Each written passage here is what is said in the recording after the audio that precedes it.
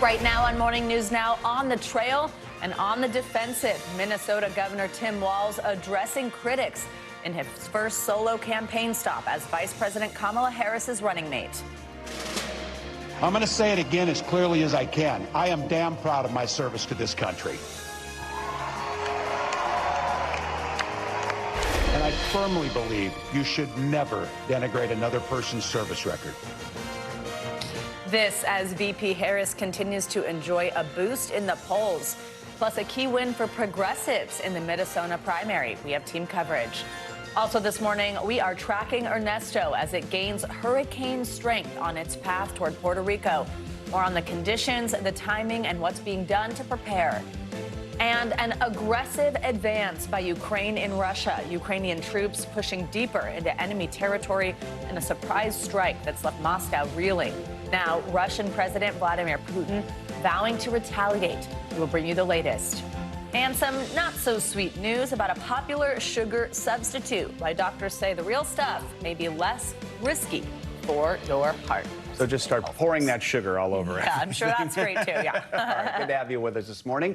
I'm Joe Fryer. And I'm Savannah Sellers. We get started today with the race for the White House as Vice President Kamala Harris's running mate, Minnesota Governor Tim Walz, is set to continue his solo tour on the campaign trail with events today in Denver and Boston. Governor Walz held his first solo campaign event yesterday in Los Angeles. He spoke at the American Federation of State, County, and Municipal Employees Convention. There, Walz defended his military record, which has been under scrutiny, especially by former President Trump's running mate, Ohio Senator J.D. Vance, a fellow military veteran. By the way, these guys are even attacking me for my record of service. And I just want to say, I'm proud to serve my country, and I always will be. I firmly believe you should never denigrate another person's service record. Leading us off this morning, NBC News White House correspondent Mike Memoli and NBC News correspondent Von Hilliard, who's covering the Trump campaign. Good morning to both of you. Mike, let's start with you. This event yesterday in L.A. was a chance for Governor Walz to maybe stand out on his own. What were some of the key takeaways from his appearance?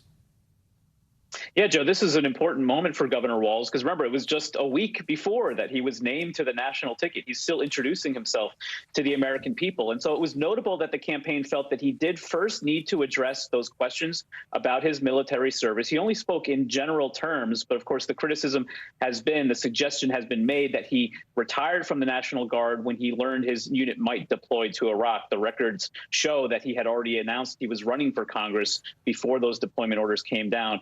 But then I think we got a glimpse of the Walz that we'll continue to see in more solo events in the fall, playing up his union credentials, speaking directly to middle-class, working-class voters, and making a strong contrast with the Republican ticket. Let's listen to some of what the governor said to these union workers yesterday. The only thing those two guys knows about working people is how to work to take advantage of them. We can't hope that we defeat Donald Trump. We can't hope that we can collectively bargain. We can't hope we protect Social Security. We can't hope that we address climate change. You don't hope to win. You plan, prepare, and work to win. Now, the governor is going to continue campaigning this week, largely fundraising. That's another important job of the running mate. And then all eyes will be on him next week, a week from today, when he has his real first major spotlight moment for the American people addressing the Democratic National Convention.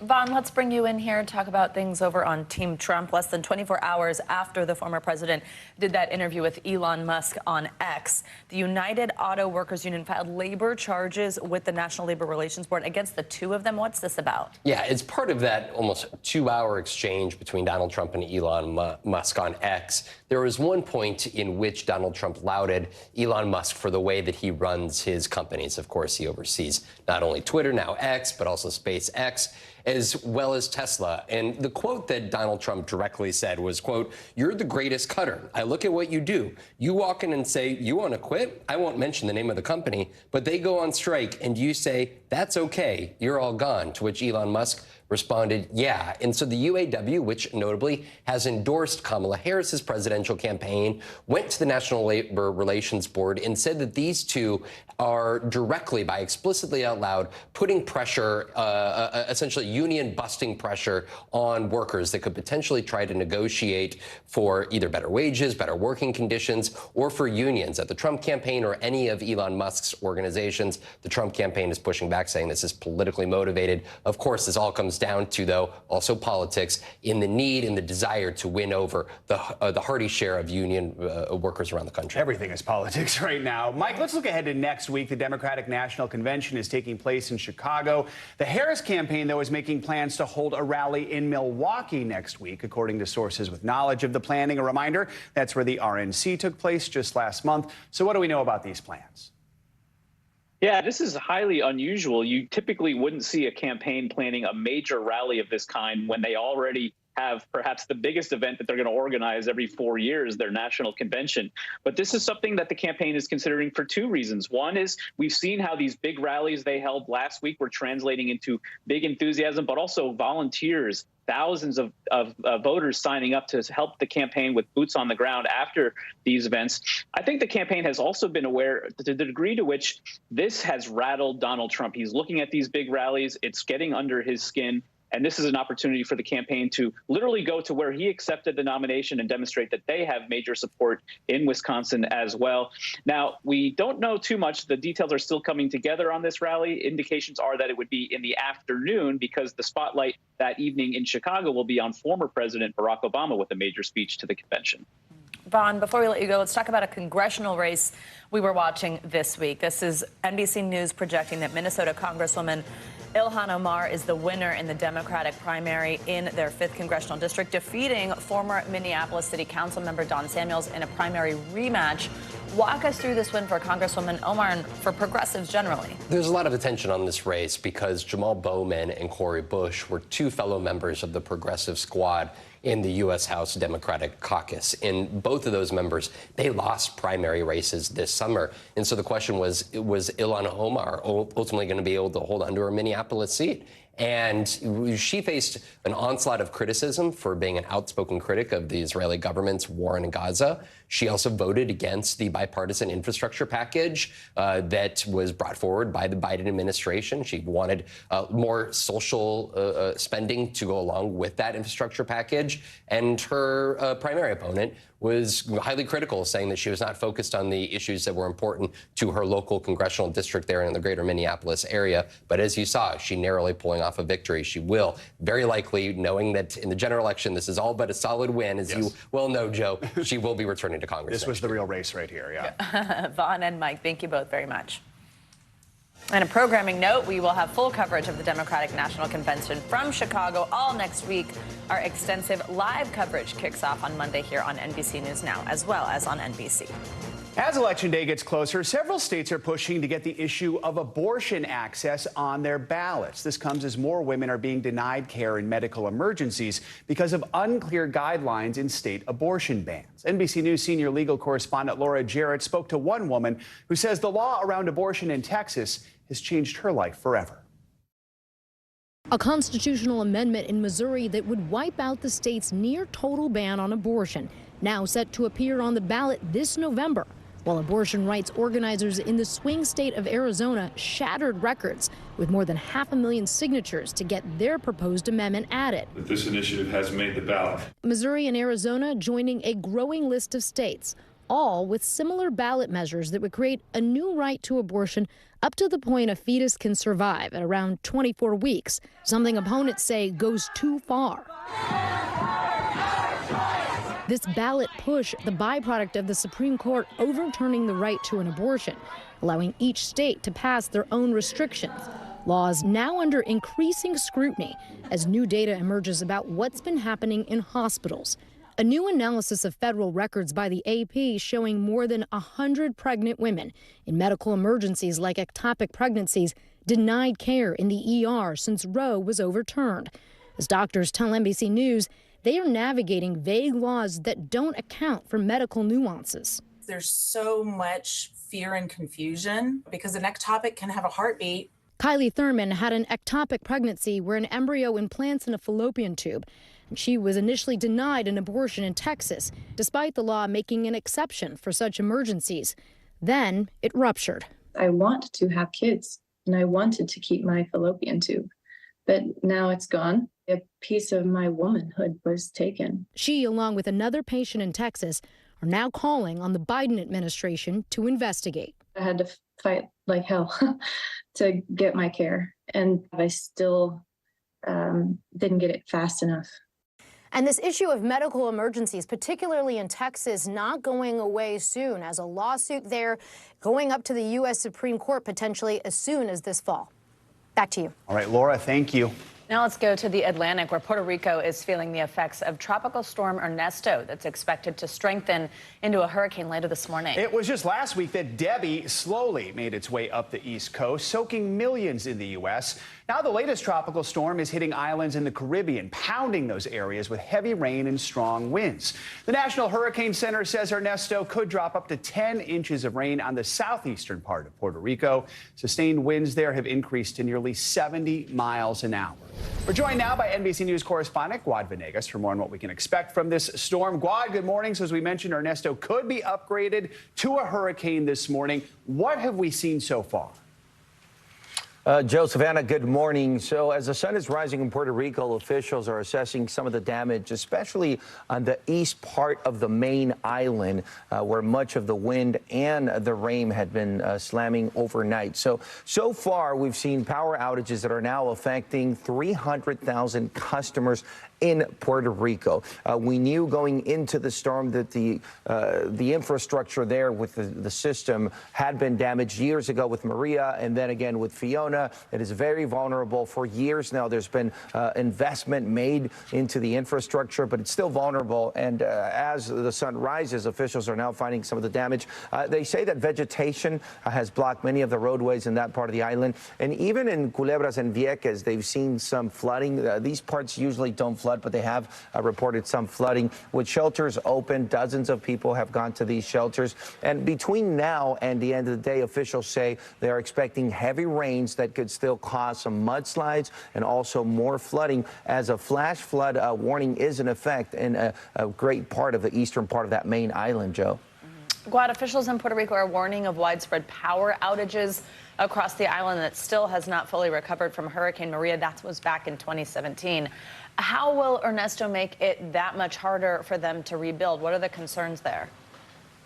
So right now, as I mentioned, there's about 300,000 customers without power, right? But here's what's happened in the past with Puerto Rico. Whenever there's a main storm that affects power lines, that affects some of that infrastructure, utility poles, what customers have seen is the power being out for weeks. So many residents in Puerto Rico and customers are afraid that this could last for days or weeks once again, if maybe the repairs that are necessary aren't made in time. As of now, it's hard to tell what kind of damage has occurred. We still have a lot of rain hitting the island for the rest of the day. Luma, the power company, says they have crews standing by ready to go out and inspect some of the cables and utility poles. But we're already hearing from local municipalities like mayors in different parts of the eastern side of the island, of the main island, saying that they've seen damage to utility poles. And I should add to this also that they're seeing damage to the filtration systems that brings some of that running water to residents, which means that many people are without running power, running water, that is, in Puerto Rico, in addition to the power. So we'll have to wait for the storm to make its way through, for the crews to assess some of that damage and see how extensive the damage is, which would add to the damage that was sustained from previous storms, Savannah. So, Guad, we know officials in Puerto Rico have activated the National Guard. They've canceled the start of classes in public schools because of Ernesto. As the storm moves through the Atlantic, how are other islands bracing for it? So when we look at Puerto Rico, Joe, Puerto Rico has one main island, which a lot of the news and the images we're seeing come from that main island. But let's also keep in mind that Culebras and Vieques are two smaller islands that are a little further east. These are probably the two smaller islands that have been hit the hardest. A lot of attention being placed there. There's crews standing by on the main island in Puerto Rico, ready to go to Vieques and Culebra. If you look at what happened during Maria, these were some of the hardest hit areas. But much of the attention, of course, is on Puerto Rico, not just because of what the winds and the storm that made its way through earlier today, at least the eye of the storm made its way through, but because of the rain that is going to be slamming the main island and the other smaller islands throughout the rest of the day, Joe. All right, Guad Venegas. Guad, thank you so much. For more details on Tropical Storm Ernesto's path, let's check in with your morning news now. Weather. Ryan Hanrahan, chief meteorologist from our station in Connecticut, joins us this morning. Hey, Ryan, good morning. Hey, good morning, guys. Good morning, everyone. Yeah, Puerto Rico is getting the brunt of Ernesto right now. It's on the verge of hurricane strength, winds of 70 miles per hour. You can see the rain bands here right over Puerto Rico, but the center of the storm is now well to the north, and it looks here in the last couple frames here of this satellite and radar loop, looks like we've got an eye beginning to form. So this storm is almost certainly going to be a hurricane when we get our next advisory from the National Hurricane Center, as it's strengthening pretty rapidly as it moves over some warmer waters. Now, south of the center, these rain bands from Ernesto are moving across Puerto Rico. And as Guad mentioned, we've got the potential here for flash flooding and mudslides and certainly some strong winds. We've seen some winds on the eastern part of Puerto Rico up to about 70 or 75 miles per hour this morning. Now, the storm will continue to move away. So by midday and especially this afternoon, the weather will improve quite a bit on Puerto Rico. But then the storm begins to strengthen into a pretty formidable, sizable hurricane here. It looks like it becomes a Category 3 by Friday. And right now, the current track brings it right over Bermuda by this weekend and then out to sea. One thing we'll have to watch across the eastern part of the country, the U.S., is the potential for some large swells and some rip currents, because the storm is going to be so large it's going to send those swells back toward the coast. Now, in the central part of the country, we do have a couple thunderstorms this morning. It looks like we'll see those storms through midday and afternoon. There's a risk for a couple severe storms in the plains. This all will move to the east by tomorrow. And so we've got a threat for some storms from Minnesota into portions of Wisconsin and down into Illinois. The threat for flash flooding today is across the Midwest, from Iowa down into portions of Missouri and Illinois. And a whole lot of rain on the way as well through Friday in the midsection of the country. We're looking at 2, 3, maybe even 4 inches of rain from Iowa down through portions of Illinois and Kentucky. The heat continues down south. No change there. It's been going on for about a week now. 45 million people under heat advisories and heat warnings, an excessive heat warning from Little Rock, Arkansas through Tulsa. Temperatures in the 100s again today across a good chunk of Texas, and that feels like temperature close to 110 from Dallas down to Austin, down to Houston. New England and the Northeast, though, beautiful. Yeah, nice weather Quite continues. pleasant here. Yeah. Sorry, everybody else. Yeah, right? Thank you, Ryan. Appreciate it. Thank you. Well, now let's head to the Middle East and get the latest, where Iran is rejecting calls to stand down on its threats to attack Israel after the killings of leaders from Hamas and Hezbollah. It comes after a series of deadly strikes by Israel inside Gaza, leaving dozens of people dead. NBC News international correspondent Matt Bradley is in Beirut and joins us with the latest. Matt, good morning. Let's start with these continuing concerns about a retaliatory strike against Israel from Iran over the assassination, as I mentioned, specifically of a Hamas leader who was in Iran when he was killed. We've been reporting that something could potentially happen this week. Do we think that's still the case? Yeah, well, I got to tell you, Savannah, we've been hearing that warning every single day for the past 2 weeks, ever since those twin assassinations that you just finished describing. So there has been major warnings. I'm not going to lie, the warnings have kind of picked up, and I say this sort of subjectively, over the past couple of days. But it's unclear whether or not something is going to happen, because tomorrow we're expected to see what's been billed as kind of last-ditch negotiations to try to bring some measure of peace to the Gaza Strip and free those remaining hostages that are still being held under the Gaza Strip. Now, whether or not that succeeds, it's looking increasingly unlikely. Hamas has said they won't join the negotiations, but they have said that they really want to see the negotiators and Israel accede to a plan that had been proposed and that they said they had agreed to several months ago. Now, if those sides all do get together, and we don't know where this meeting is even going to take place, it could be in Doha in Qatar or in Cairo, Egypt. But if they do agree to a ceasefire, that could be really the best hope to preventing some kind of wider war that really threatens to engulf the entire Middle East. Guys. And Matt, how are the chances of that looking right now? Both sides returning in the first place, but hope on a ceasefire deal. Yeah, I mean, there's some hope. And, you know, the fact that the U.S. has deployed diplomats to the region, the fact that the Israelis have said that they're going to send representatives to wherever this meeting takes place, that does provide a measure of hope. But let's look at this in context. There hasn't been a negotiated deal until last November, when we saw about half of those hostages released, and we saw a week-long ceasefire. in the Gaza Strip. Ever since then, there have been tons of negotiations that have been joined by high-level diplomats from America, from Israel, from Hamas, from the Qataris and from the Egyptians, all of them trying their best to bring the parties together, and it has failed so far. Now, one of the top diplomats who's just been deployed to the Middle East to try to both bring a measure of peace and to have that negotiation succeed and to get all of these sides to step back from the brink of retaliation is Amos Hochstein, a name you might not have known until just the last couple of months. He's hardly a household name, but I spoke with him just today after he met with the Speaker of the House here in Lebanon. Here's what he told me. Is there any indication from the Iranians or from Hezbollah that they won't attack in the event of a negotiated peace? I think what I said is what I said. We are focusing on trying to bring a de-escalation and an end to the hostilities. That's why we're going for the talks tomorrow, and that's why we're here today and across the region. So as you can see, guys, he wouldn't be drawn on whether or not the Iranians might stop if there's a negotiated peace. But Reuters just reported yesterday, quoting 3 unnamed senior Iranian officials, saying that a negotiated peace might actually stop them from retaliating against the Israelis. So we'll see. That could be the best bet here. Matt, the other big news here is the U.S. starting to build up its own military presence in the region. Do we know any more about the role that carrier strike group could play if a ceasefire agreement isn't reached? We know at this point it's really trying to deter something from happening, but what else?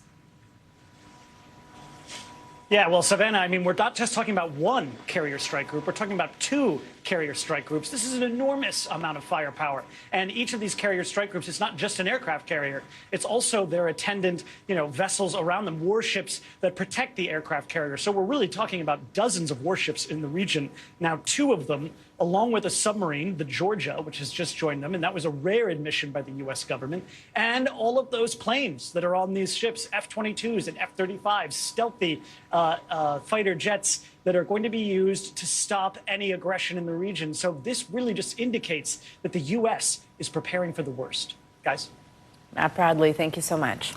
Staying overseas, Russian forces are trying to push back Ukrainian troops more than a week after Ukraine carried out that surprise cross-border assault. Overnight, Ukraine launched a barrage of drones and missiles toward multiple Russian regions. Kyiv says it captured more than 70 towns and villages in the Kursk province, and that its forces were pushing deeper into Russian territory. NBC News international correspondent Kelly Kobiea joins us now with the latest. Kelly, good morning. Joe, good morning to you. It's day 903 of this conflict, nearly 2.5 years since Russia launched its all-out invasion of Ukraine. And we haven't seen anything like this before. We haven't seen Ukraine break through the Russian border. And this morning, it's launching a wave of drones and missiles after its troops attacked Russia 8 days ago. Ukraine says it doesn't want to occupy land, only protect its own citizens.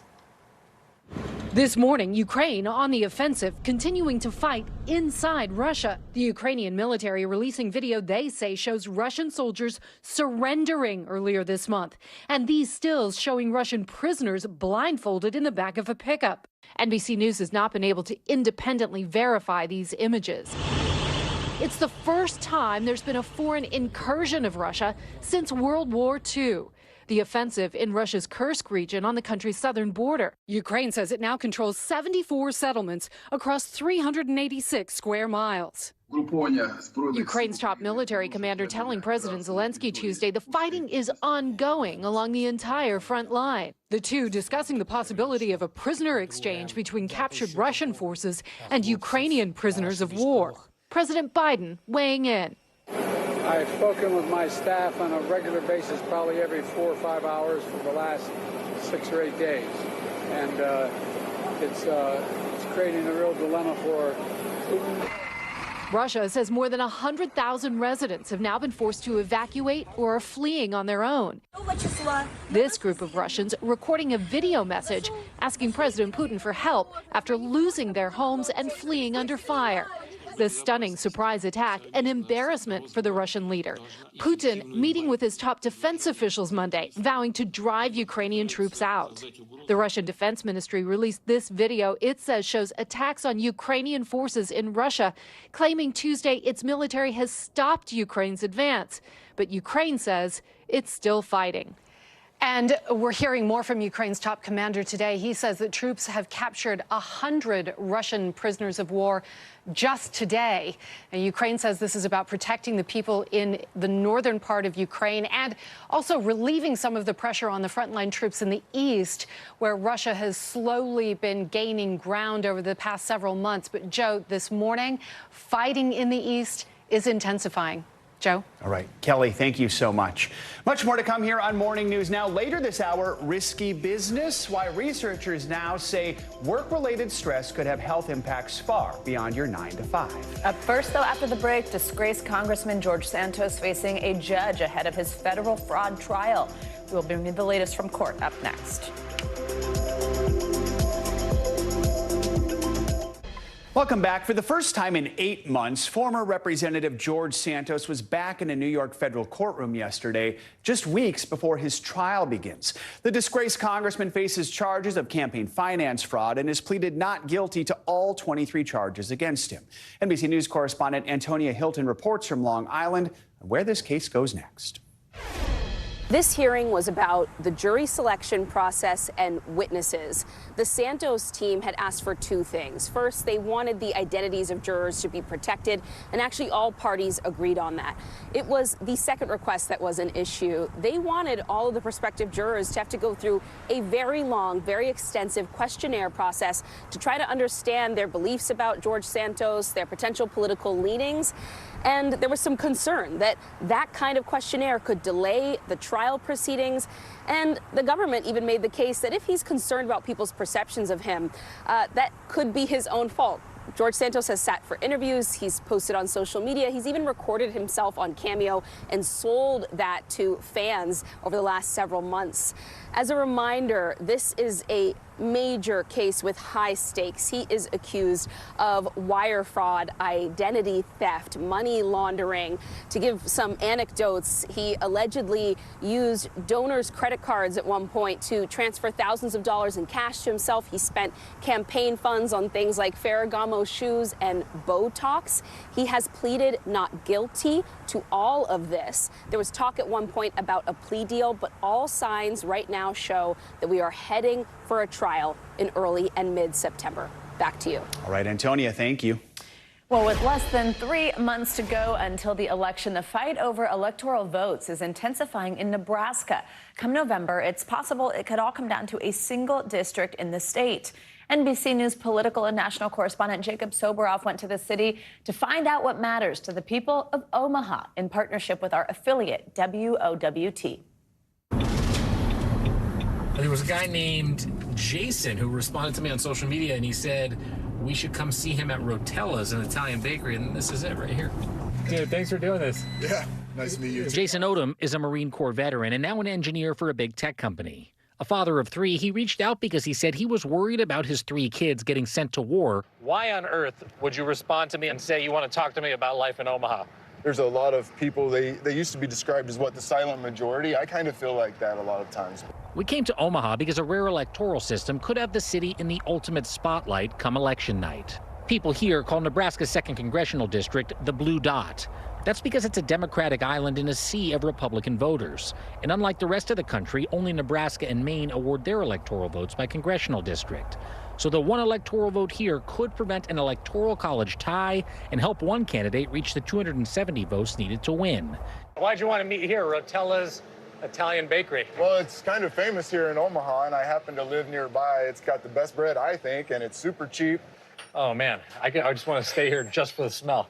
Inside, we met Karen Hidalgo, who told us she's also a veteran.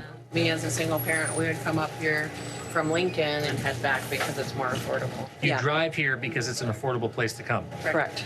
That 2-hour round trip made perfect sense talking to other customers. $2 for 5? Yeah. If you bought those in the grocery store, how much would they be? $2.50 a piece. Yeah, exactly. So is that why you come here? Yes. So you think the people in power understand that this is what life is like and this is why people come here? Because they can't afford life. That's what I'm saying. I believe the elite has a purpose. Which is? Just letting us suffer. Honestly. You brought me to this place and it sounds like everybody's on the same page. Right, everybody is here for a reason, trying to make their dollar go as far as they can, right? How do you weigh what to do come November? Well, unfortunately, you have to pick the best of the 2 options. For Jason, that's Vice President Harris. But he's not convinced either party can solve increasing inequality here. That's what this place is partly about, right? Because this is a local business that quite literally feeds a population that may not be able to afford it otherwise. That's exactly right. If we don't have enough food to eat, then nothing else matters. When he heard we were at his store, owner Lou Rotella Jr., who employs 700 people in Omaha alone, invited us into the factory attached to it. It occurs to me that over 103 years, this place has been open in good times and in bad times. Yes. Today, everything is so expensive. We've done everything we possibly can to be able to be competitive so that way our customers could keep on going too. What do you think the people who are running to be our leaders should know about what life is like for people here? Just family, trying to make it, trying to make a living. A century-old bakery where dough stretches farther. They could hold clues about what matters on Election Day. Jacob Soberoff, NBC News, Omaha, Nebraska. Let's get to some international news. New this morning, Japan's prime minister is stepping down and won't be running for a second term. NBC News foreign correspondent Claudia Labanga has the latest on that and other world headlines. Claudia, good morning. Savannah Joe, good morning. Well, that's right. Japan's Prime Minister Fumio Kishida has made that announcement earlier today at a press conference following mounting pressure from the public. Now, Mr. Kishida was not a favorite when he first took power back in 2021, but his popularity hit some new lows following a series of alleged financial scandals. The political leader took responsibility at the conference and says he hopes his choice to step aside will improve public support for his party. This latest shakeup means Japan could be looking at a pretty uncertain future ahead of the race for the next prime minister. We'll be following the latest when that contest kicks off next month. Now let's travel to the Congo, where cases of Mpox are reaching new heights, and it's spreading to neighboring countries.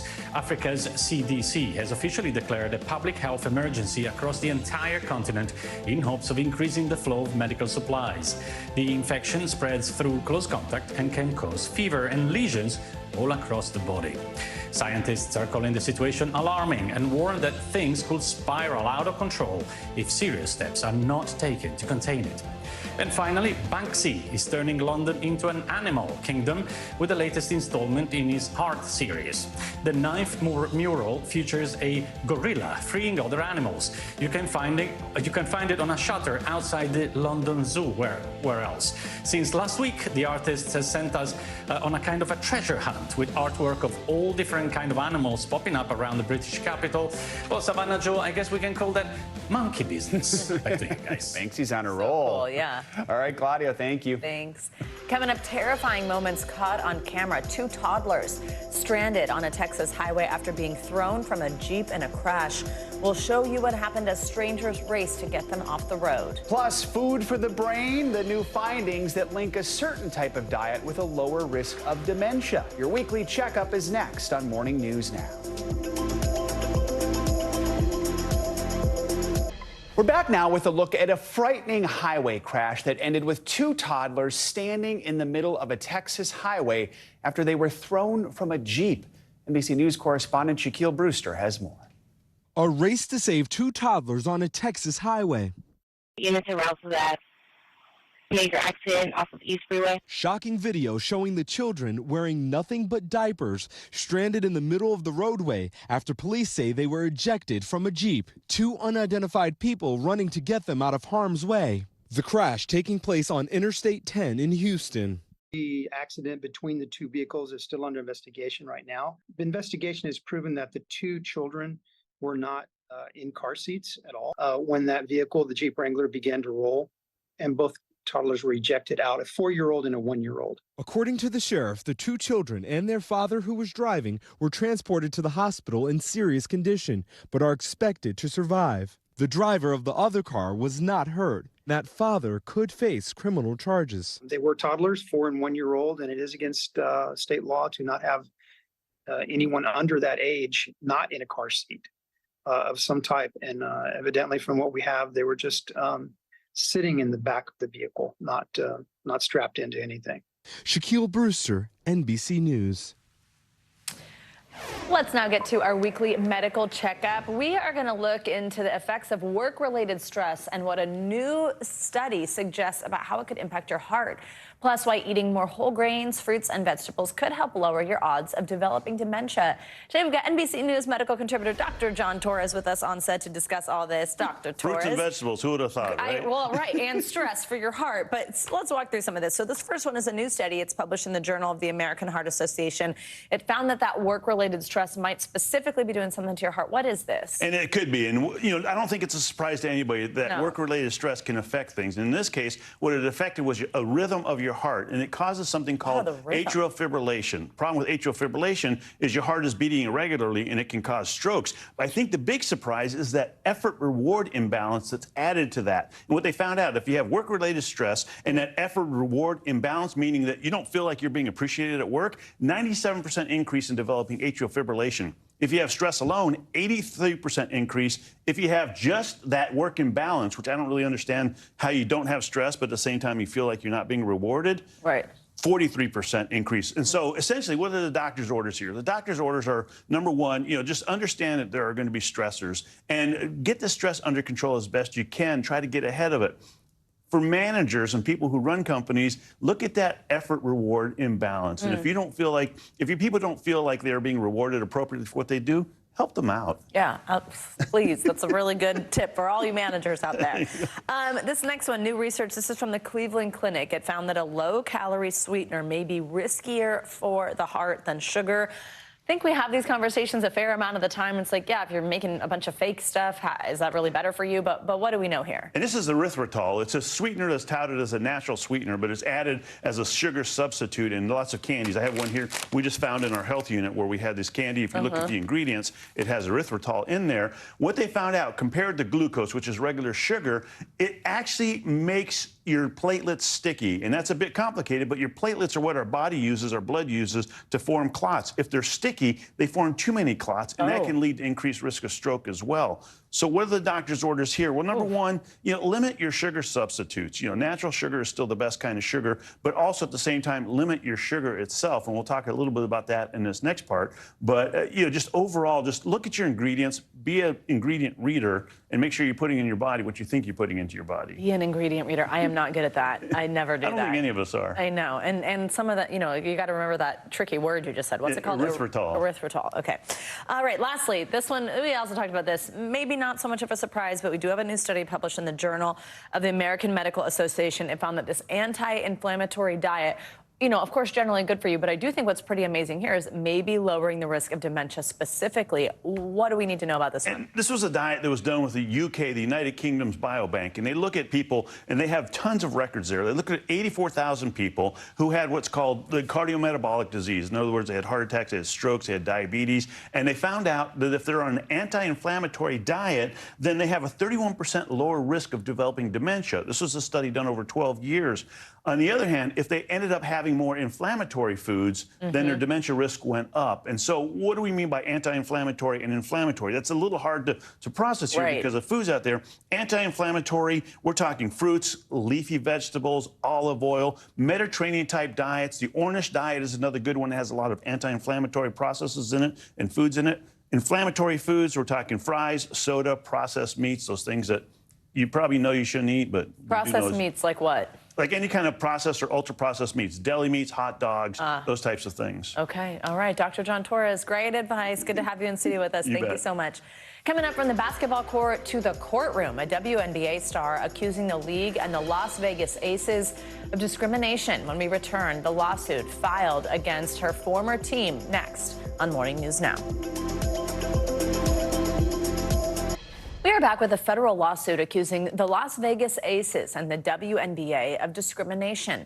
Three-time All-Star and Olympian Dearica Hamby alleges that her former team traded her to the Los Angeles Sparks because she was pregnant during the season. NBC News correspondent Maggie Vespa has more. Basketball superstar and Olympian Dearica Hamby looking to take the WNBA and her former team to court, alleging she was traded because she was pregnant.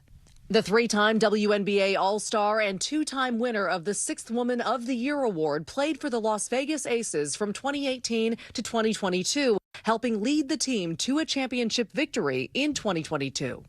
In June of that year, Hamby signed a 2-year contract extension with the Aces and in a new lawsuit says she was offered benefits like private school tuition for her daughter and team-provided housing. But according to that suit, all that changed when she found out she was pregnant just 3 weeks later.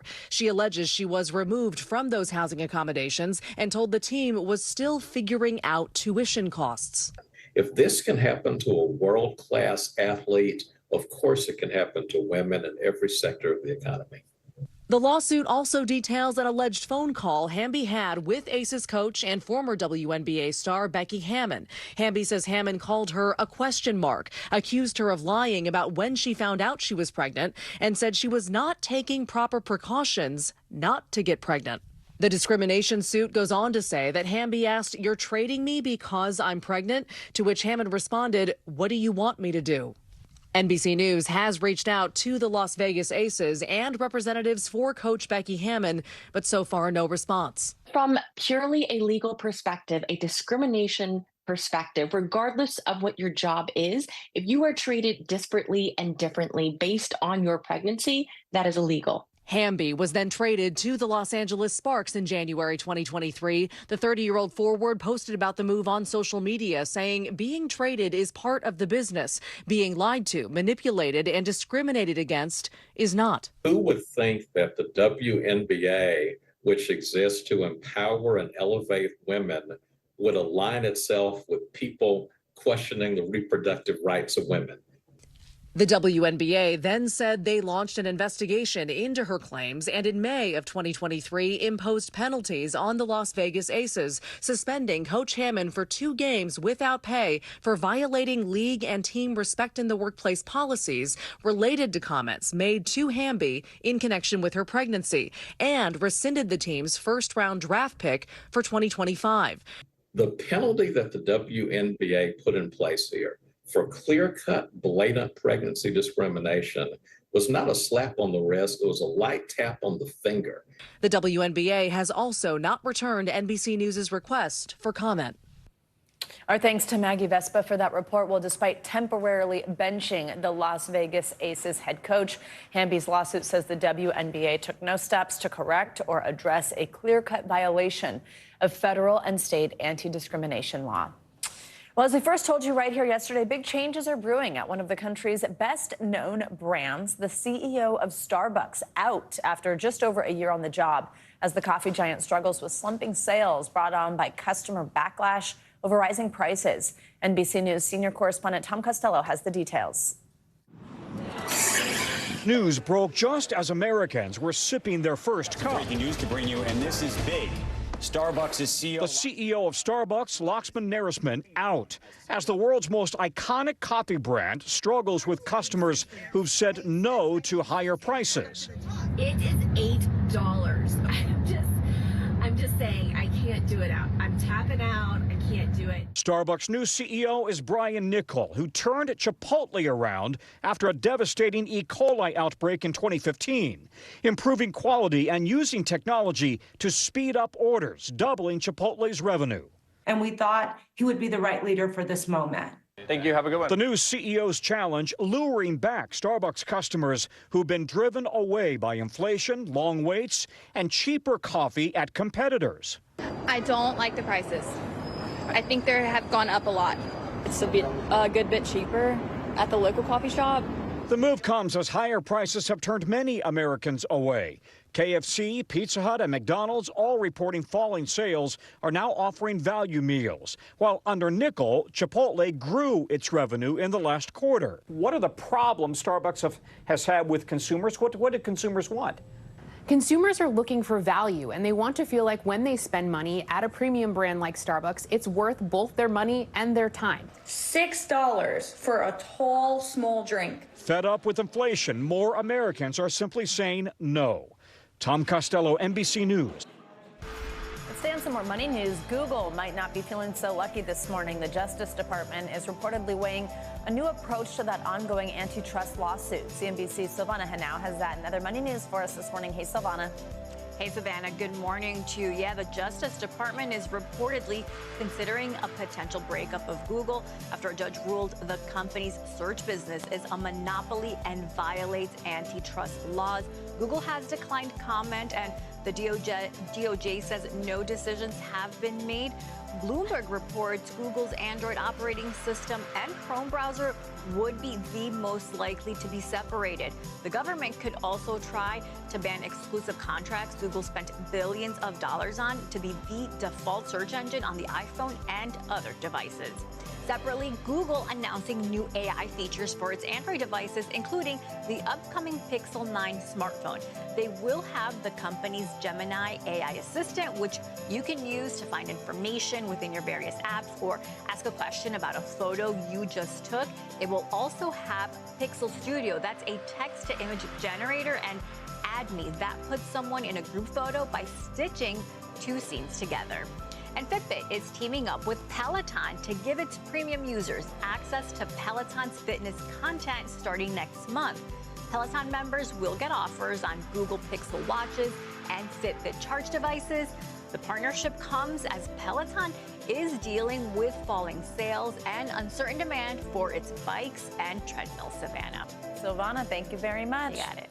Well, a medical mystery is stunning marine biologists along the West Coast after dozens of sea lions showed up on beaches sick and disoriented. Some say the cause is linked to a poisonous algae. Now they're rushing to not only cure these mammals, but also determine what this might all mean for the overall health of the Pacific. NBC News correspondent Liz Kreutz tagged along during one of those sea lion rescues.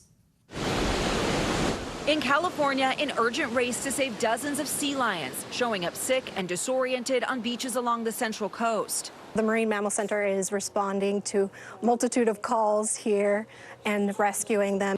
So far, volunteers here have responded to nearly 150 sea lions and at least 2 dolphins, all showing signs of poisoning from domoic acid, a neurotoxin from algae that gets into the fish these animals eat and can flare up during the summer. The Marine Mammal Center says this outbreak has been longer and more intense. These animals are seizing on the beach.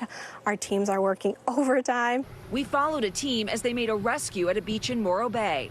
There on the shore, a stranded sea lion. Crowds watching as the crew made their approach. Okay, they were successfully able to capture this sea lion here. They're now going to get it into the crate. They're going to then bring it to the truck. We're talking quietly because any loud noise can cause these animals to go into a seizure. 1, 2, 3. It's pretty dramatic to see a sick, disoriented animal like that right here on this popular beach. It's very dramatic, but we also know that they are windows into the health of our ocean. And to human health as well. Are humans at risk? There's a risk. Right now, currently, there isn't a warning for human consumption, but sea lions are the first indicators of that toxin being in the environment. Although there's still much to learn about domoic acid outbreaks, experts say a strong upwelling of cold water and our warming climate are contributing factors. These algae do well in warm environments, and so if we're seeing more of that and an increase in that, then that's definitely a factor for these events. Sea lions, a sentinel for our ocean's health. Liz Kreutz, NBC News, Morro Bay, California. Good reporting there, Liz. Coming up, back where he belongs, a new statue of baseball legend Jackie Robinson now standing in the spot where the original was stolen from. We'll take you to Kansas for the emotional unveiling. This is Morning News Now. Welcome back. Let's end this hour in Wichita, Kansas, where baseball fans are welcoming home a Hall of Famer. A new statue of the trailblazing Jackie Robinson was officially unveiled there on Monday, months after the original was stolen. NBC News correspondent Morgan Chesky has the story. They arrived in their game day best. Players welcoming another back home. We know that out of darkness comes light. Which is why Renee Alexander brought twins AJ and Aisley back to their League 42 ballpark. I said, hey, you guys want to go see the new statue being revealed? And they said, yeah, and went crazy. It was January when the league's beloved Jackie Robinson statue was stolen. The crime even caught on surveillance video. You see that surveillance video, someone taking them away. I was like, was it because of race? Was it because of hatred? The man who confessed blamed drugs, and when sentenced to prison for theft and other crimes, apologized. I'm sorry. Over the last 6 months, donations allowed for an exact replica, crafted in Colorado, then carefully packed, to finally return to Wichita for a homecoming fit for a Hall of Famer. 1, 2, 3, go! A monumental moment where Robinson's legacy looms large. If it wasn't for League 42, a lot of the kids in this community probably wouldn't even be playing baseball. Nothing. Nothing. Including Jason Dennis's own son, Jackson. I like how they put Jackie Robinson there because he's my favorite player. Really? Of all time? When you walk past that statue next season, what are you thinking? I'm thinking I'm going to hit a home run. Inspiration from a player and man. Proving barriers were made to be broken. I think it gives this generation hope that they too can do anything if they put their mind to it. Morgan Chesky, NBC News, Wichita, Kansas. So cool to see. That is a great story. Back in its place. That's going to do it for this hour of Morning News Now. But stick with us. The news continues right now.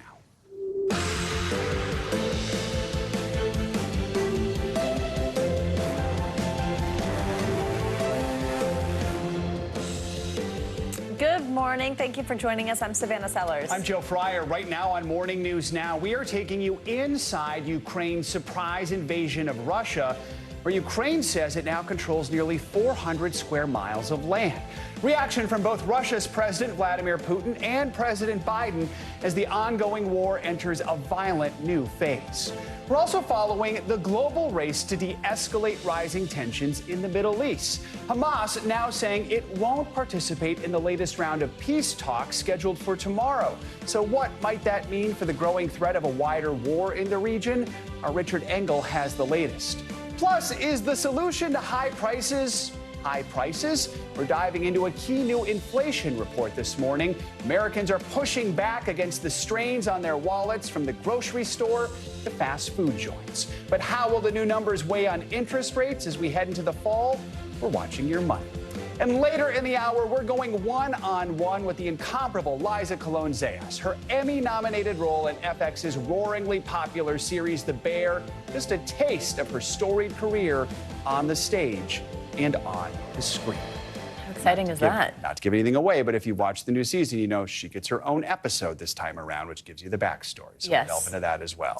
Some real personal to her in real life elements. Exactly. Very cool. We'll get there. All right, let's begin this hour in Europe. Ukrainian forces are pushing deeper into Russia, targeting multiple regions with drones and missiles overnight as its surprise cross-border incursion now enters its second week. Ukraine says it now controls 74 towns and villages in the Kursk region of Russia, while the governor of the neighboring Belgorod region has declared a state of emergency amid intensifying Ukrainian attacks. The region had begun evacuating its civilians on Monday. As Russian forces go on the defensive, President Putin says Kyiv will receive a, quote, worthy response. And in his first public comments on the Ukrainian offensive, President Biden said it put the Russian leader in a difficult situation. I've spoken with my staff on a regular basis, probably every 4 or 5 hours for the last 6 or 8 days. And it's creating a real dilemma for Putin, and we've been in direct contact, constant contact with the Ukrainians. That's all I'm going to say about it while it's active. NBC News international correspondent Kelly Kobea joins us now on this. Kelly, good morning. So where do things stand on this Ukrainian incursion this morning? Just how far into Russia are forces right now? Well, there have been a lot of developments just this morning. Savannah and Joe, Ukraine is claiming to have carried out its largest drone attack yet on 4 Russian military airfields in that region. That's according to Reuters, citing a Ukrainian security source. NBC News can't verify that claim, but we do know that Ukraine has launched a major drone and missile attack in the area this morning. The Ukrainians say this incursion is about protecting its own people who've come under wave after wave of attacks from Russian missiles launched from the southern part of that country. Ukraine's top commander says their troops have now captured about 386 square miles of territory inside Russia. Just this morning, say they're advancing. They've captured another 1 to 2 kilometers. and another 100 Russian prisoners of war. Again, these are claims by Ukraine's top military commander. NBC News can't independently verify them. But not only are they taking this ground, over the past 8 days, they've held it for more than a week, and that's something that we haven't yet seen in the 2.5 years since Russia's all-out invasion of Ukraine. Joe and Savannah. Kelly, how are Russian forces responding? I mean, we understand President Putin believes this incursion is aimed at giving Ukraine leverage in any future ceasefire talks. Is that right? Yeah, so President Putin suggested that Ukraine is trying to grab land so that they'll have a stronger hand in any future negotiation, vowing to kick them out, kick the enemy out of Russian territory. He also warned of a, quote, worthy response. He called this a major provocation. But look, the bottom line is this is an embarrassment for the Russian leader who sort of sells himself as the man who can protect Russia. Russia's influential military bloggers, even very pro-Kremlin, some of them now asking how Russia was caught so badly off guard. Russian state media have repeatedly claimed now that the military has the situation under control, while Ukraine is saying, actually, we're continuing to gain ground and capture more Russian soldiers. So it's created a real problem for Putin. There are some suggestions that some Russian troops have been moved, but the Ukrainians say the numbers are very small at this point. Joe, Savannah. Kelly, as we mentioned and played a little bit ago, a second ago, President Biden said that this Ukrainian offensive gives Putin this real dilemma. How are U.S. officials viewing this assault by Ukraine? Is it something that the Biden administration supports? So the Biden administration, along with other Western allies, have said that Ukraine has a right to defend itself. They are classing this as a self-defensive move. You heard President Biden say it's created a real dilemma, as you just mentioned again. Putin now has to decide whether to move troops away from front lines in Ukraine, for example, in the Donbass, where Russians have been slowly gaining ground, in order to defend his own territory. But yes, you're hearing from Western allies, including the U.S., that these actions are defensive. Savannah, Joe. All right, Kelly, thank you so much. Let's talk more about this now with William Taylor. He's the former U.S. ambassador to Ukraine and the vice president of Russia and Europe at the U.S. Institute of Peace. Ambassador, always good to have you with us. Some commentators see this cross-border assault as a big gamble by Ukraine. They say the country could pay a heavy price when it comes to arms and personnel, could leave them exposed back home. Are you surprised they did this? Do you think this attack is worth the risk? It's definitely worth the risk, Joe, and it is a high risk. This was a big surprise to the Russians. The Ukrainians went to great lengths to keep this secret, and they succeeded in surprising the Russians all the way up the line to Putin. So this is a risk. This is one that they are taking in order to gain ground on the battlefield. Initiative on the strategic level, and be able to give them good negotiating positions if the Russians want to start to negotiate. If the Russians realize they're going to lose, they may look for negotiations to get out of the problem that Putin has caused. Yeah, I mean, Moscow says this Ukrainian attack puts the prospect of peace talks on a long pause. Do you think that's accurate? I mean, how do you think Russia is going to respond here? Well, there were no peace talks on the horizon whatsoever. No one was talking about peace talks other than some people in the West outside of the government. So there was never the prospect of that. But the Ukrainians know that at some point, the Russians are going to get tired. The Russians are going to realize that they can't win when the Europeans continue to support and the Americans continue to support. And at that point, the Russians may come and want to negotiate. At that point, if the Ukrainians have this territory, they've got some bargaining power. We know the Ukrainians have been using U.S. and Western-supplied weapons in this incursion throughout the battle we've seen over the years. The U.S. has distanced itself from any involvement in this assault, but will the U.S., will the Biden administration be worried that its weapons are being used offensively inside Russian territory? Apparently not. Apparently not. The very day that the Ukrainians went across the border, the U.S. government announced another big military support package. And you heard President Biden, you've heard others in the administration saying that, no, This is exactly what the Ukrainians should be doing. They're defending themselves. They're pushing the Russians back. The Russians are now not able to use the Russian territory to attack into Ukraine. So, no, there's been support, not just from the Americans. The Germans have also given their okay to using German weapons in this assault. All right, Ambassador Taylor, as always, appreciate your expertise. Thank you so much.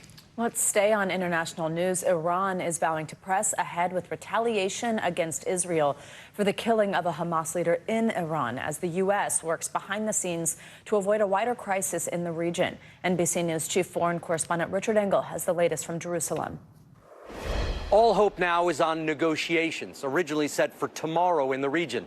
But they are not looking promising, with Israel and Hamas blaming each other. Iran is rejecting calls from the U.S. and Europe not to retaliate against Israel for the assassination of a Hamas leader in Tehran 2 weeks ago. Iran's president saying the country has the right to respond. A senior U.S. official tells NBC News Iran is still deciding how and when. President Biden said he hopes a wider crisis can still be averted if Israel and Hamas agree to a ceasefire and hostage deal. Do you have the understanding that Iran could cease or stop doing an action if a ceasefire deal was possible? That's my expectation, but we'll see. But there is very little hope this morning for the talks. Hamas says it already agreed to a U.S. proposal a month ago and won't attend a new round of negotiations set for this week, accusing Israeli Prime Minister Netanyahu of stalling to keep the war going, an accusation he denies. Israel says it's Hamas that's stalling and continuing to hold hostages in Gaza. Romi Gonen was taken hostage from the Nova Music Festival. Last word her mother Mirav and sister Yarden received is that Romi is alive, but injured, shot in the arm. She turns 24 on Sunday. We thought we will celebrate it with her here. We understand that probably it will not be here together. You just want your loved ones to be safe and to be free. It's like simple as that. Many Gazans say they want that too. These 4-day-old twins, witnesses say, were killed by Israeli fire. Their father says he just left them to collect their birth certificates. The Israeli military did not respond to our detailed request for information about the incident, but it has said repeatedly Hamas hides among civilians. Amid the rising tension, the U.S. last night approved $20 billion in arms sales to Israel, including missiles, jets, and tank rounds. Richard, thank you so much. It's a solo act this week for Vice President Harris's running mate, Minnesota Governor Tim Walz. He's the headliner for several solo campaign events this week. During his first stop yesterday in Los Angeles, the governor strongly defended his military record following criticism from the Trump campaign. This comes as the Harris campaign goes after the former president for his latest comments about union workers. NBC News senior White House correspondent Gabe Gutierrez joins us now with the latest on the race. Gabe, good morning. Hey there, Joe. Good morning. During the Veep stakes process, Tim Walz was seen as someone who would not pull punches going after the Trump-Vance ticket. He's now getting his first chance to do that on the trail without Vice President Harris at his side. This morning, Minnesota Governor Tim Walz back on a cross-country fundraising blitz after his first solo appearance as Kamala Harris's running mate. I'm going to say it again as clearly as I can. I am damn proud of my service to this country. Walz making his first public response to attacks from the Trump campaign about how Walz described his time in the Army National Guard. In this 2018 clip, then Congressman Walz, who was talking about gun restrictions, said he carried weapons in war. We can make sure that those weapons of war that I carried in war is the only place where those weapons are at. Though Walz served in the Army National Guard for 24 years, he was never in combat. The Harris campaign says Walz misspoke, but Trump running mate and Marine veteran J.D. Vance calls it scandalous behavior. I'm not criticizing Tim Walz's service. I'm criticizing the fact that he lied about his service for political gain. Anyone brave enough to put on that uniform for our great country, including my opponent, I just have a few simple words. Thank you for your service and sacrifice. The Harris campaign, meanwhile, is slamming former President Trump's comments to billionaire Elon Musk about firing workers. You're the greatest cutter I mean, I look at what you do. They go on strike and you say, that's okay, you're all gone. The United Auto Workers filing federal labor charges against Trump for attempting to intimidate employees. The Trump campaign calls it a shameless political stunt. The only thing those two guys knows about working people is how to work to take advantage of them. Overnight, in a new interview, Trump saying he plans to use local law enforcement for mass deportations, even offering officers immunity. Our local police know everything about the criminals that have come into our country. We'll work with the local police, and we have to get them out. Meanwhile, some Republicans are increasingly urging the former president to focus his campaign messaging as enthusiasm surges for Harris. The campaign is not going to win talking about crowd sizes. It's not going to win talking about what race Kamala Harris is. It's not going to win talking about whether she's dumb. In other political news, Joe, Hunter Biden is back in the spotlight over a report that he asked a U.S. ambassador for help on a business deal. The New York Times, citing newly released records and interviews, reports that Hunter Biden wrote at least one letter to the U.S. ambassador to Italy in 2016 asking for help for the Ukrainian gas company Burisma, where he was a board member. A lawyer for Hunter Biden says he asked various people if they could make a proper introduction and nothing more. No meeting occurred and no project materialized, his lawyer says. A White House spokesman tells NBC News that President Biden was not aware when he was vice president that his son was reaching out to the U.S. Embassy in Italy. Joe? All right, Gabe, thank you so much. Ernesto is hitting Puerto Rico with strong winds and heavy rain. For a closer look at that, Ryan Hanrahan, chief meteorologist from our station in Connecticut, joins us now. And a whole week. Ryan, good morning. Hey, good morning, guys. Good morning, everyone. Yeah, we've got Ernesto that's really causing some issues on Puerto Rico. We've got the strong winds, but it's really the heavy rain that I think is going to be the big issue here. Here's the latest on Ernesto. It's just short of hurricane strength, winds of 70 miles per hour. It's moving northwest. It's moving away from the island. So here's the center. You see this little spin up here? It's moving pretty far away from Puerto Rico, but the storm is a little bit lopsided. So most of the rain and most of the wind is on the southern and southeastern flank of the storm. So most of Puerto Rico getting some really nasty downpours right now. Flash flood warnings in effect for most of the island. Now, as the storm continues to move away from Puerto Rico, it is expected to strengthen. It looks like it's going to be a hurricane, and a pretty substantial hurricane out in the Atlantic Ocean. Is moving out to sea, but it's going to get very close to Bermuda by Friday night and Saturday morning. Could be close to a direct hit on Bermuda, and then the storm continues off to the north. The one issue for the east coast of the United States is going to be some big swells and rip currents coming up from Ernesto, moving to the north and west toward land. So we'll have to watch for that this weekend. If you're heading to the beach, something to be mindful of. High temperatures today across the southern part of the country, still awfully hot. Look at these numbers. 100s from the deep south over into Texas and portions of Oklahoma. Heat advisories and heat warnings in place up to the north. It continues to be relatively cool and much more comfortable. Well, look at the numbers here. Down to the south, we're looking at 97 today in Houston. Feels like temperature 108. 112, the feels like temperature, the heat index in Baton Rouge. And during the day tomorrow, not a whole lot of relief down south. Still around 100 degrees. From Mississippi and Alabama west into the southern plains.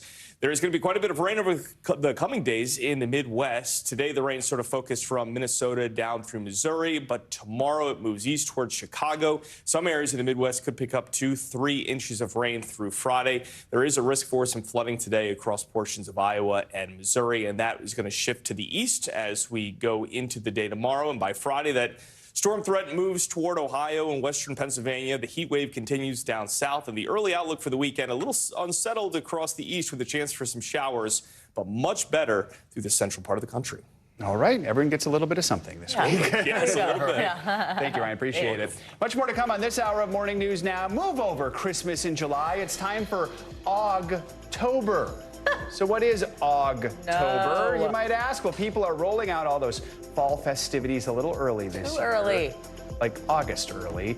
That includes pumpkin spice. I've got more on that later in the hour. Those pumpkin spice trash bags. Yes, yes. First, an up-close encounter at sea caught on camera. The two kayakers who managed to stay safe just feet from a great white shark. The stories and more are up next.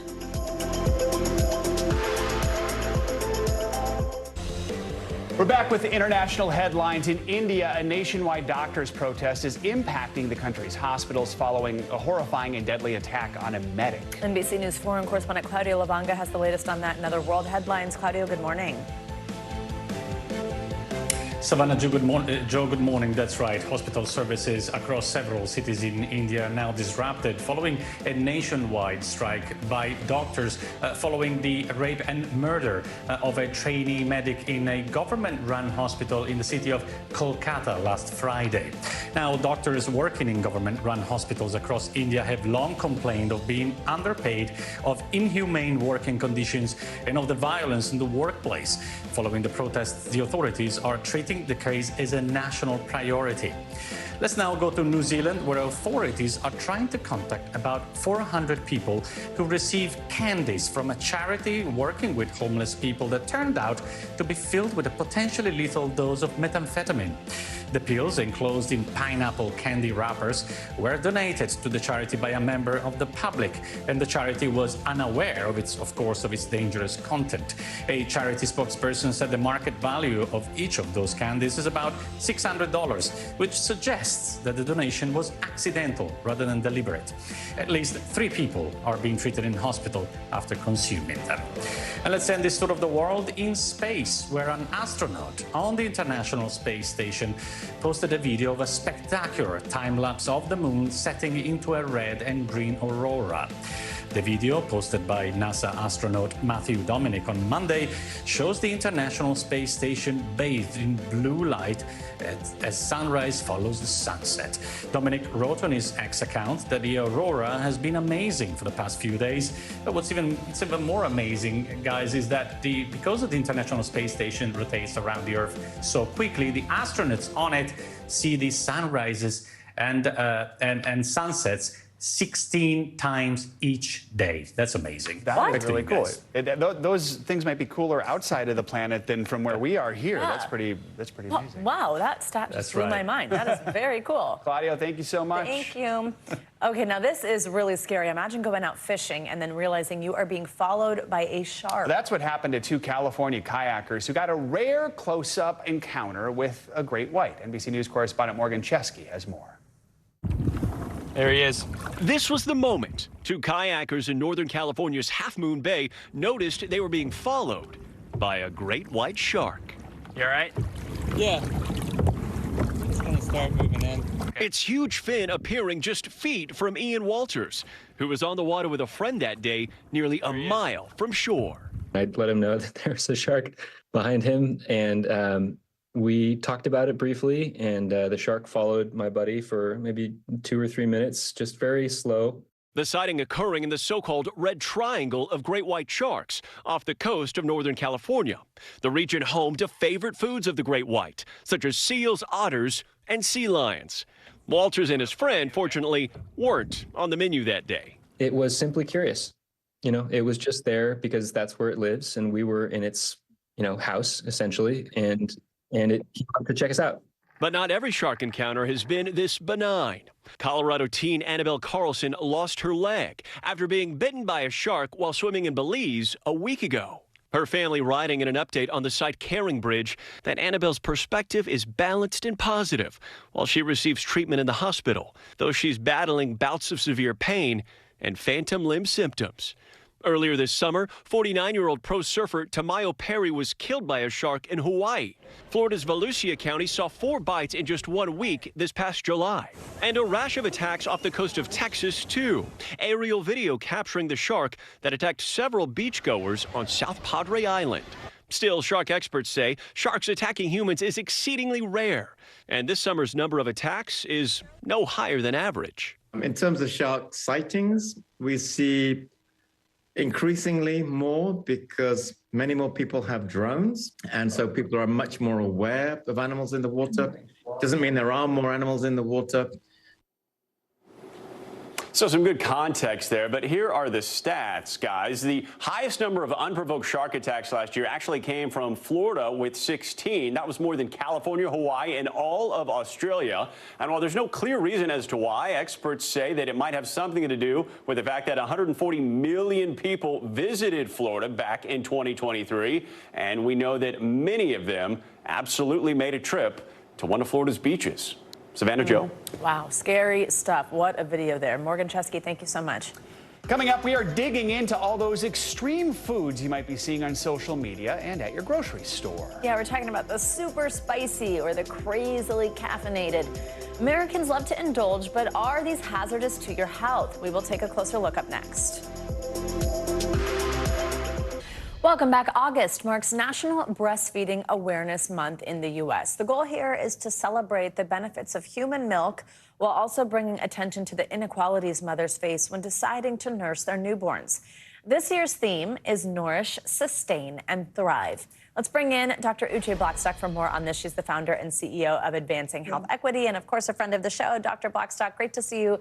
Thanks for joining us on such an important topic and often a sensitive subject, right, for mothers. Walk us through some of the challenges that women face when making this decision or maybe when trying to do this, but then some mothers who are unable to breastfeed, what this process is like. Well, Savannah, thank you so much for having me. And I'm going to say that, I speak from both professional and personal experience. While breastfeeding is a totally natural experience to have, it is an acquired technique and you need support. And so what we're seeing often is a lot of mothers, when they are first giving birth, they're not having the support in hospital or at home to start nursing. They also may have jobs where they have to go back to work right away. They may not have the supplies necessary to pump breast milk so they can leave it for their baby, or they may not have paid family leave, so they may not be able to find the time to stay home with their babies. And doctor, on that same note, research shows that Black women breastfeed their babies at lower rates than white women. So just when we talk about some of the difficulties here, and you mentioned so many really important points that you just did there, why do you think that is? What are some of the factors at play here? Is it some of the things you just mentioned? Yeah, so some of them are that, Black mothers are more likely to live in neighborhoods where there are not, quote unquote, baby-friendly hospitals, where they don't have, the initiation and education at birth of teaching about lactation and the importance of breastfeeding. It also has to do with insurance status. We know that, Black mothers are more likely to be uninsured, and a lot of the lactation support requires out-of-pocket payments.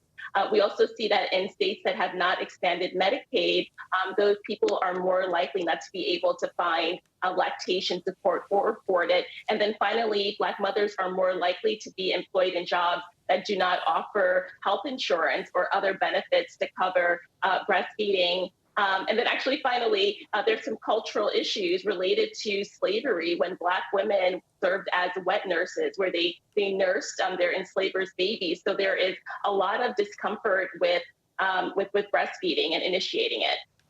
Tell us also on the flip side of all of this, and of course why we're having this conversation and why so many women try or hope that this is what is going to work for them. What are the benefits of breastfeeding versus formula? Oh my gosh. And there are so many really wonderful benefits, both for mama and for baby. For baby, decreases the risk of infections. It also decreases the risk of sudden infant death syndrome, as well as diabetes and obesity later on in life. Wow. And for the mamas, also decreases the risk of ovarian and breast cancer, diabetes, as well as hypertension. So benefits of breastfeeding are significant for both mama and baby. For women who are considering this, they're maybe hoping that it is something that is going to work for them or something that they're going to be able to make work around the responsibilities of their life, or maybe for women who have already started breastfeeding. What questions should they be asking their doctors, and what resources are available to them? I know just from friends, I personally have not had a child, but from my friends who have had babies, they say, gosh, there's so many questions that now I would know to ask, or with my second child I have the answer to, but I did not know that initially. Same. I learned so much even as a physician when I was nursing my children. But what's really important is to make sure you talk to your doctor about what are the lactation supports that are available right when you have your baby. What does the hospital offer you in terms of those first 48 hours after you have your baby to help the baby latch on? And what kind of supports are you able to have at home, and what's covered by your insurance? All that's very important. Also want to mention there are a lot of local breastfeeding groups that are free of charge that people should look for in their area. Dr. Uche Blackstock, as always, such important information when you join us. Thank you so much. Great topic today. Now, from extreme hot wings to super sour candies, more Americans are looking to push their taste buds to the next level. But can those enticing treats have major side effects? NBC News Now's Stephen Romo is going to take a look at the science behind the attraction to these over-the-top creations. Ooh. I know, and it doesn't stop again. From popular shows on YouTube featuring celebrities eating flaming hot sauce. 3, 2, 1. To social media challenges tasting the sourest candies. Americans can't get enough of extreme foods. I can tell that's going to be the hottest pepper that I've had up to date. Nelson Chaney is one of them. His TikTok, Craving Capsaicin, is named after the active ingredient in hot chili peppers. I kind of like my food to hurt a little bit. Racking up millions of views, his videos show him eating full ghost peppers and Carolina Reapers, some of the hottest peppers in the world. But it's not just the challenge that he loves. Some people say it's like a legal high, kind of, you know, it just makes you feel good, makes you happy. In a lot of my videos, you can see it. My eyes get kind of big and I start kind of getting giggly. That feeling is what psychologist Elisa Trucco says attracts people to spicy foods, even when it burns. These spicy foods, when you use these substances, they actually release things that are very similar to like a medication that you would take or a drug. So they release things like endorphins and also dopamine. Scientists say eating foods with extreme flavors like hot pepper or sour candy triggers receptors in the mouth that tell the brain it's in danger. I feel like I'm gonna die. But when you survive, the relief causes a high. Those are the things that are associated with like euphoria and then also feeling better, like kind of like pain. So it makes a lot of sense that people feel kind of like euphoric or kind of like that rush after using these substances. After a while, people can build up a tolerance, so they seek foods that are even more extreme. Trucco says that may be part of what's fueling the popularity of super caffeinated energy drinks. With any substance, kind of like the more you start using the substance, the more kind of like tolerant or used to it you get, and then you kind of like need to kind of like boost it up to feel that same effect. But there is a dark side. For young kids and those with underlying health conditions, extremely spicy ingredients and caffeine can be dangerous, even deadly. 2 adults, a 46-year-old man in Florida and a Pennsylvania college student, died after drinking Panera's charged lemonade, prompting the store to pull it from its shelves. And a 14-year-old boy died last year after trying the Pocky one-chip challenge. The parents now filing a wrongful death lawsuit against Hershey, the parent company of Pocky. Hershey saying in a statement to NBC News, "We disagree with these allegations and will defend ourselves against the claims." Nelson cautions his followers about trying these new food trends. Don't try to do what I do at home. I have a very high tolerance and I would never put myself in any danger. Stephen Romo, NBC News.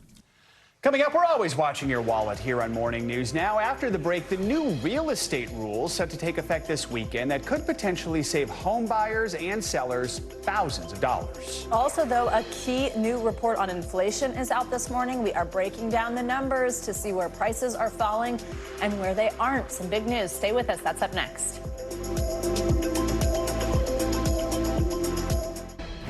We're back now with breaking news on the state of the economy this morning. The Labor Department has released the latest Consumer Price Index report, and it shows inflation continuing to improve. Consumer prices rose 0.2% month over month in July and up 2.9% year over year. So breaking down what those numbers mean for us, we are joined by NBC News senior business correspondent Christine Romans and Investopedia editor-in-chief, friend of the show, of course, Caleb Silver. Good morning to both of you. Christine, I will start with you over at the big board for us. Break down the numbers for us. What do we need to know? What's the headline? This is exactly what we wanted to see, quite frankly. We wanted to see, sorry, my board, there we go. We wanted to see these kinds of numbers. 3% was what it was in June, and now you've got 2.9. That is the smallest annual increase since March, early 2021. So that is some important improvement here. This means that big turn is happening. You are starting to see, this was 9.2%, 9.1%. That was a really horrible feeling in terms of wage and price pressures really in the economy. And now you've got a year here where you finally have broken down below 3%. So this is good news. Caleb, your first impressions, what stands out about this? Yeah, we have a saying in finance and economics, the trend is your friend. So look at the trend for the past 6 months, and it just kind of keeps going down and to the right, and that's what you want. We're not getting deflation. Things aren't necessarily getting cheaper, except for used cars and trucks, but we're getting a smaller and smaller price increase every month, and some things are actually a little bit less expensive than they were a few years ago, but not things like car insurance and rent and electricity. But a number like that shows a normalization of the economy, and that is just what we want. So we are going to have a Fed meeting in... 35 days, 5 hours, and 20 minutes. And it just got really interesting because the Fed has pretty much signaled it's going to cut rates come that September 18th meeting. But now there's a 50% chance it will be a 50 basis point or a 0.5 percentage point cut or a 0.25% cut. If it's a big cut, like a 0.5 basis point or a 0.5%, that could be a very, very big deal for consumers and for the market. And Christine, this, of course, has been one of these sticking points, right, where we have not seen that drop happen yet because of inflation. So now this is good news in that regard. Right. I mean, you can't be cutting interest rates. A Fed can't cut interest rates when inflation is too high. I mean, inflation is high because an economy is too strong. You cut interest rates when an economy is starting to weaken. And the economy is starting to weaken a little bit, or I'd say the boil is off the great growth, and you have inflation coming down. That's the sweet spot for the Fed. That's what we call soft landing kind of territory, where the Fed can try to engineer this so that the economy slows gradually, you don't have a big spike in unemployment, and these and prices are coming down. Then interest rates start to come down, and some of the pressure comes off American, household finances. So, Caleb, I mean, what does the Fed have to consider here when deciding how big of a cut it's going to be? Are there worries inflation could go back up if they cut too much? What are they considering? Yeah, you cut too much, money becomes cheaper, prices go back up. They don't want to do that. But now I think the inflation story, the narrative, is under control. Now it's about unemployment. And unemployment at last check for July was 4.3%, up from 4.1%. Full employment in this country between 3.5% and 4%. Fed's got to keep that in check. It's done what it needed to do on the inflation front. Now it's got to make sure that the jobs market doesn't fall apart. So the next data point, the big one, will be the jobs report for August. All right. The trend is our friend. So are Christine and Caleb. Yes. Thank you both. Appreciate you this morning. Let's stay on your wallet. Renewed pressure from a big-time investor is causing some turbulence over at Southwest. CNBC's Silvana Henao has that and some other dollar sign headlines this morning. Silvana, good morning. Good morning, Joe. Good morning, Savannah. Yes, so Southwest Airlines is facing new pressure from an activist investor. Elliott Management plans to launch a fight to overhaul the company's board. It will nominate 10 directors, including the former CEOs of Air Canada and Virgin America. Elliott has been seeking to oust Southwest CEO Bob Jordan for some time, as well as former CEO and current chairman Gary Kelly. The hedge fund owns about 8% of Southwest stock and plans to call a special meeting for shareholders to vote.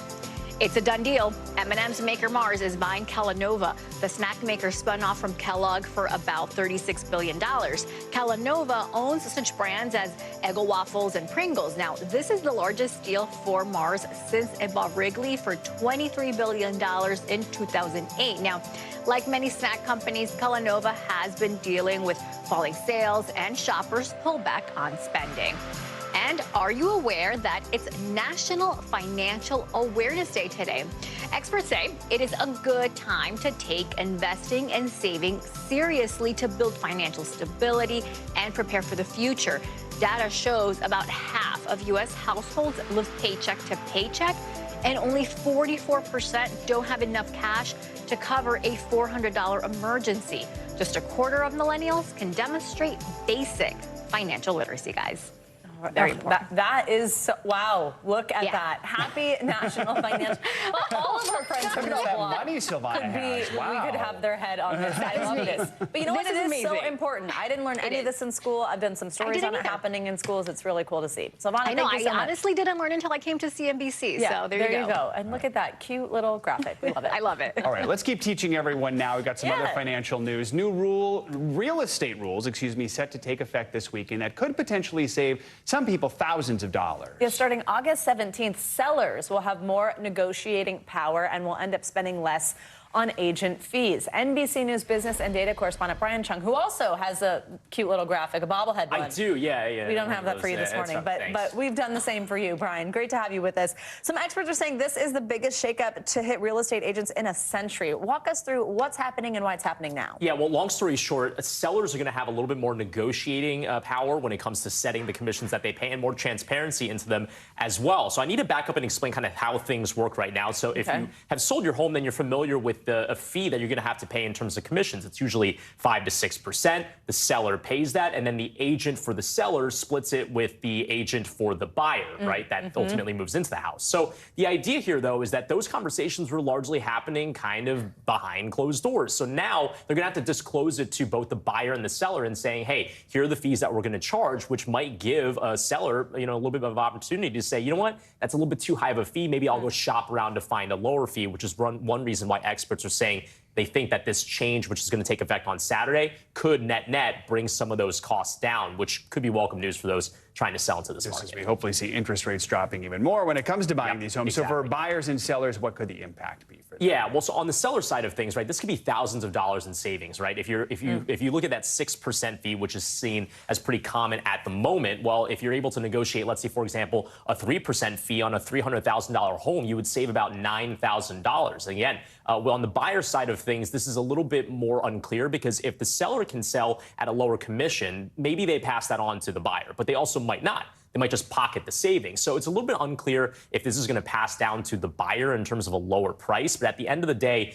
because there's more transparency, as a buyer, if you're going to even see a home, expect to sign some contracts, because the idea is that a person that's going to show you some homes wants to say up front before you even step into the open house, hey, here's how much you could be on the hook for. If a seller doesn't want to cover the fee and they make the buyer cover the fee, there's going to be a bit more legal paperwork just to even see the home so that you know exactly up front how much you might be on the hook for. Oh, that's so interesting. As a new home owner, we looked at so many homes, and you kind of just, it's almost, some of it's kind of fun. Sometimes you're just going in to see what's going on. But now a little bit more paperwork, which might not be as fun. Yeah, that's super interesting. Overall, we've talked so much about what is going on with the home buying market. A lot of that has to do, of course, with interest rates. But how does a change like this affect the market generally? Yeah, well, I mean, Joe, you brought it up, right? It's really expensive to borrow to buy a home right now, but it's actually cheaper now than it was even in the fall last year. When you consider mortgage rates in October were around 7.8%. They've come down to 6.5%. I understand that's not the 3% that some people were seeing post-pandemic, but look, that is a pretty significant change. That combined with perhaps even paying lower fees just to sell your home could be a good time to sell your home if you are trying to get into the market now. Yeah. All right. Absolutely. Brian, great to have you. Good to see you. If you'll humor me for a moment, for our next story, I'm going to talk about a new summer trend, and I do want to introduce you to a new friend because, yes, we are talking about Halloween. So, hello. Or I don't know if I'm a huge fan of this guest here. No, right? It is kind of cute, but it's not time yet. Hi, bonjour.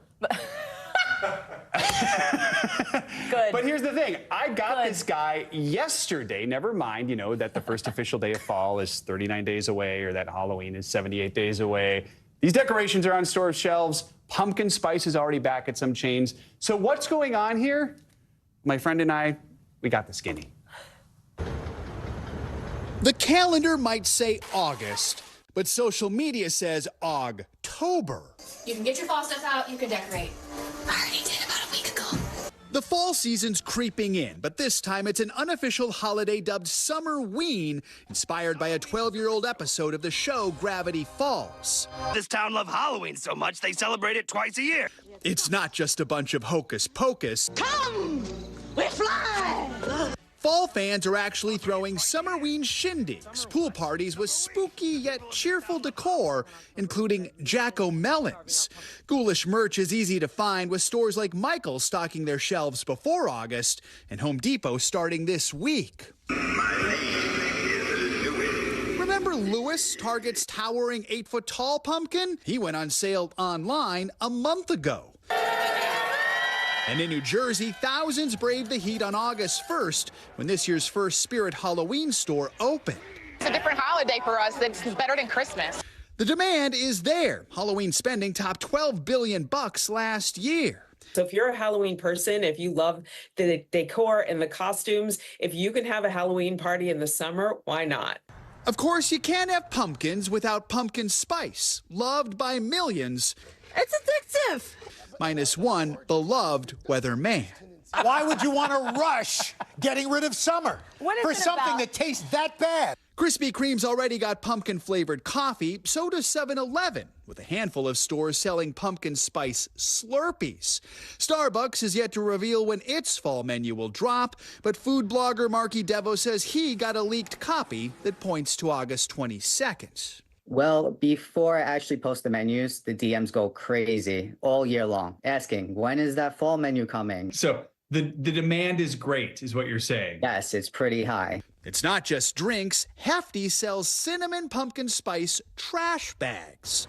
Spooky, indeed. Okay, that's crazy. I know, but there you go. But the available. Garbage will smell great. The consumer intelligence company NIQ says spending on pumpkin products, just pumpkin products over the last year, topped $800 million. I guess, I don't know. Now, if you're looking for Halloween decor, experts warn prices are highest now into September. You do get first dibs. As for the PSL, for now, Starbucks not confirming any of those details about its fall menu or when it'll be released. Neither is Dunkin', which just says fall is coming soon, and with it, a new drink creation. You just like Happy hanging summer with ween. this is really Happy cracking summer up. ween. No, fall is coming soon, and I'm very excited for it to come, but not yet. It's actually not. It's the end of September. It's Oh, listen far to this. away. Oh, great. Thank you so right. much for the Halloween music. Nobody wants this yet.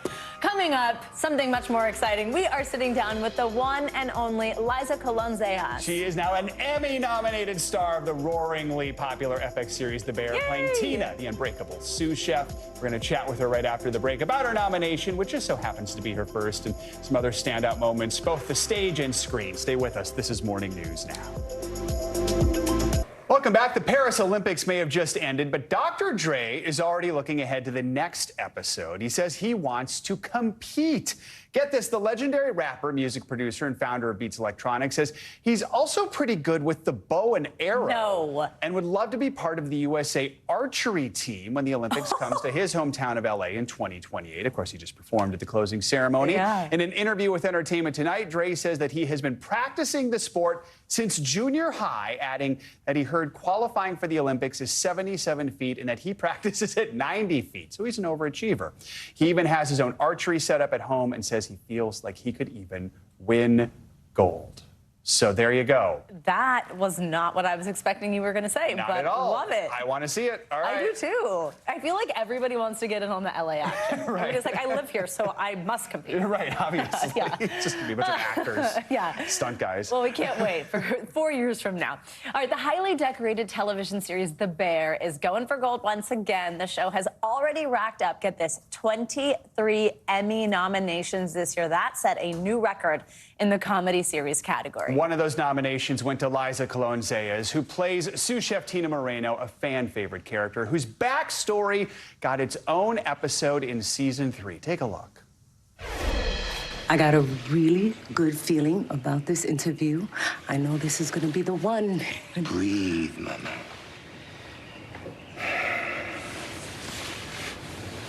I know you're being sweet. But I know we're in trouble. And I really need this. You know? Did I fail you? No, baby. No. We are so excited to have Liza Colón-Zayas here with us.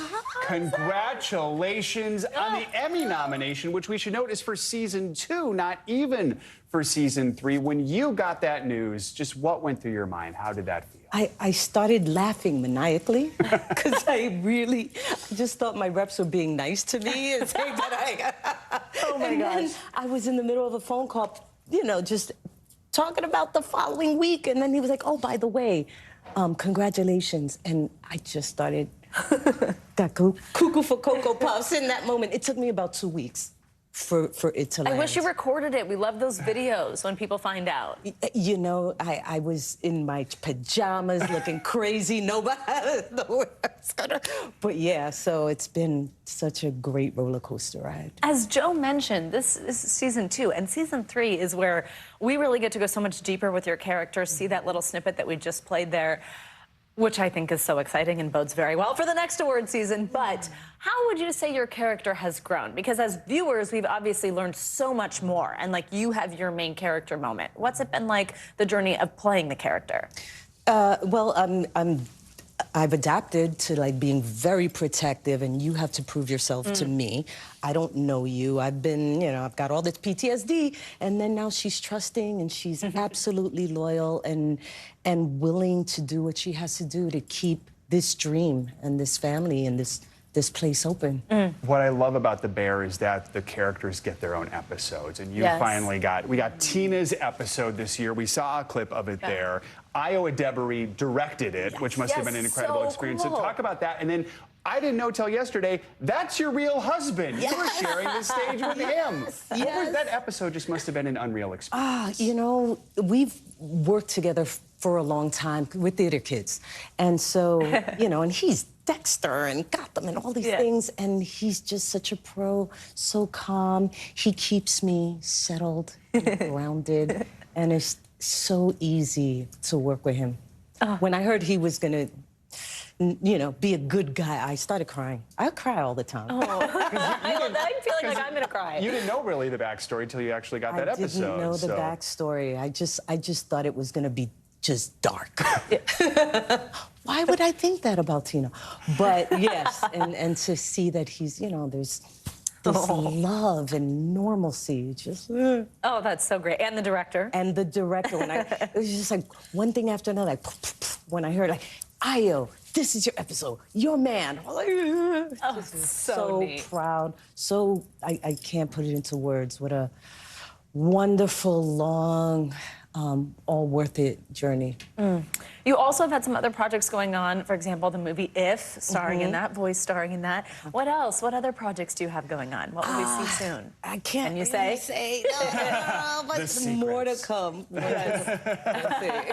We've got 30 seconds left, but what's your advice to those out there who want to do what you're doing and they're struggling? They're like, I don't know if I should keep trying this. What would you say to them? I would say, don't compare yourself to others. Be you. And if you are willing to take years and years and years and years of rejection, if there are people, mentors who have a great reputation, who you really trust, and they are behind you, it's not what everyone thinks of you. It's what those few people who come through and tell you the truth. If you have that, keep fighting, keep going. Liza, thank you for joining us. Thank you. This is one of the coolest guests we've had. This is so exciting for us. So great to spend the morning with you. Thank you for coming in. And good luck. Yes, and congratulations. That's going to do it for this hour of Morning News Now. The news continues right now. Thanks for watching. Stay updated about breaking news and top stories on the NBC News app or follow us on social media.